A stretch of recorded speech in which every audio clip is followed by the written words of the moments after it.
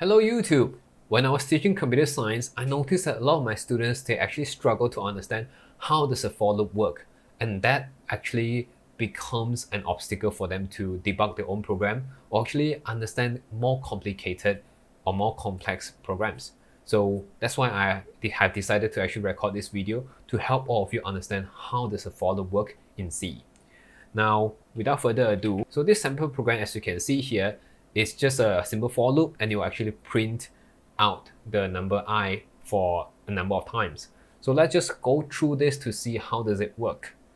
Okay, let me just quickly change the pen so that I can actually draw here.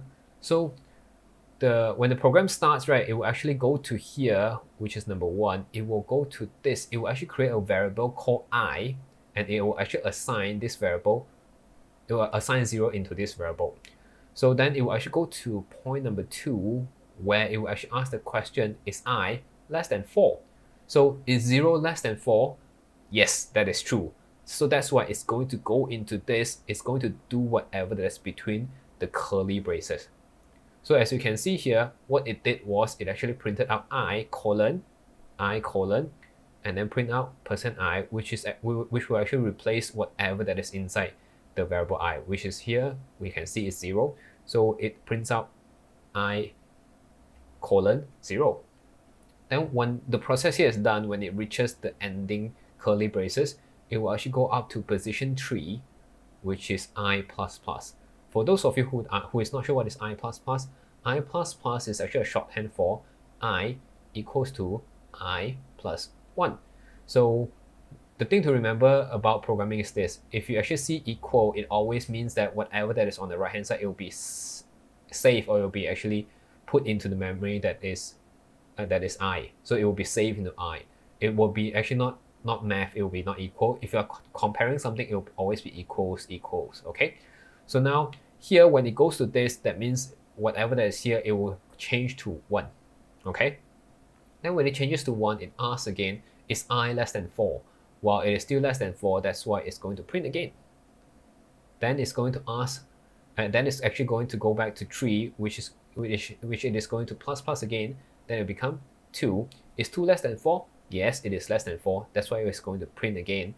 So now you get I is actually 2. Then it will plus again. It will actually becomes 3. Then it will print again. Then you see you have this printing. Then the thing is this: once this is done, once 3 is being printed, the for loop doesn't end. It will still need to come back up here again to do the thing one last time, which is to actually change this to 4, and then is 4 less than 4? It's false. When it is false, then it is actually going to end the program. But the question is, how do I prove that I'm correct? So actually, there's a way that for you to really test this in a very simple way. So let me just clear the screen and write the program in a different way. So let me just change to my mouse pointer. Now, let's say, for example, if I were to move this up, because I want to prove that number 1 will always go first. So let me just print f, let's say start of 4, and then I /n.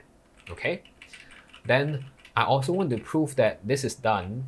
So what I will do is I will actually put it here so that my output will actually be similar to what I have, but it will also prove that actually after the thing is done, this one will actually print f. Let's say this one I could just say well, after curly braces. After curly braces, I could just say this. So with this, I could actually show you that it is possible. I mean, that this is actually how the thing will look like. So if I were to make 4 again, now I have one problem because I forgot this. My bad.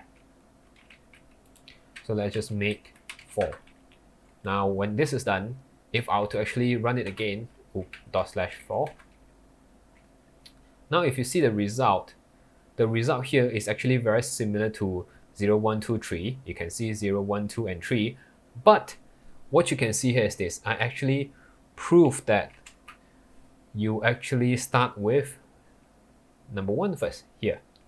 So because at first I actually define I equals to 0 here first, then it starts from this because it is going to print this.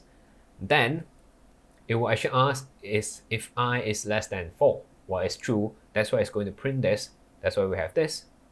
Then after it actually I++, then it goes to this because it printed this. Then because after I++ here, I will become 1. Then is I less than 4. That's true. So that's why we're going to print 1 here. And then we are going to actually print another thing here. Then the rest is just the same. So with this, I actually proved that it always starts from this. Then it will go to here. Then it will actually do whatever that is inside here. Then once it is done, it will actually go to here. It will print this. It will not print this. It will do whatever that is on the third part. So basically, this is how for loop works. I hope that this will actually help you understand the for loop better. So this could actually help you do a lot more complex programming because for loop is one of the cornerstones of programming. So I hope that this will help you. If you have any questions, feel free to write in the comments.